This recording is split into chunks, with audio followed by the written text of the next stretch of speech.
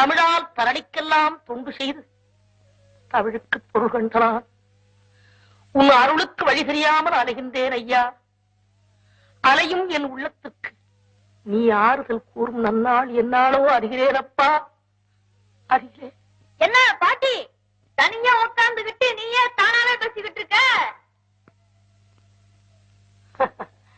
பேசினேன், பாடினேன். பேசும் தமிழால் உலகுக்கெல்லாம் பெரும் தொண்டு செய்து விட்டேன்.